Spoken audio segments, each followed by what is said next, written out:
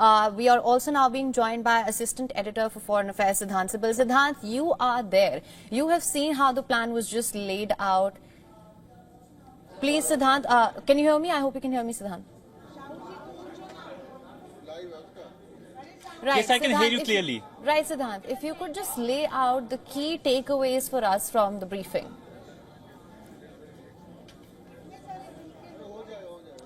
Well, yes, the key message from the briefing was that if there is a terror attack in India, India will respond. India has a right to defend itself. And that message was clearly stated by not only the Foreign Secretary, but two women officers from the Indian military. They detailed the operation. In fact, the Foreign Secretary detailed India's larger diplomatic focus and essentially how India has been targeted by Pakistani terrorists. And there are intelligence reports that Pakistan could plan future attacks as well. But the briefings by the Indian military personnel, the women personnel, was about the targeting. And what is significant in my view is that the pictures and the videos of the Indian strikes deep inside Pakistan have been released. The videos showed that how there were terror camps who were neutralized later on. But before I continue, let me show you the place where I'm standing, because this was the place where all the developments happened just few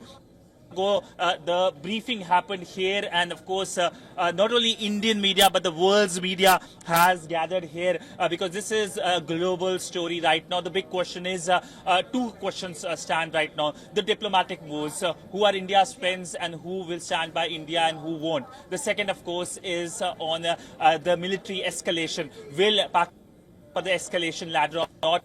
Have been a lot of provocative statements, but of course the world will be making sure or sending messages to Islamabad that should not indulge in escalatory behavior. Right, Siddhant, I believe we should also focus on India's measured and controlled response, how meticulously it was planned.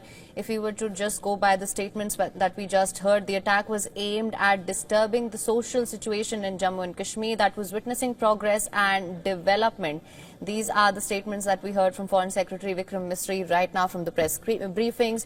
Another thing that stood out to me was that he said that this was done to keep Jammu and Kashmir backward and provide fertile ground for terror and terror operations. These actions were measured, non-escalatory, proportionate and responsible. They focused on, of course, this is from the response of the Indian side. They focused on dismantling the terrorist infrastructure and disabling terrorists likely to be sent across to India. Siddhant, what do you have to say about this?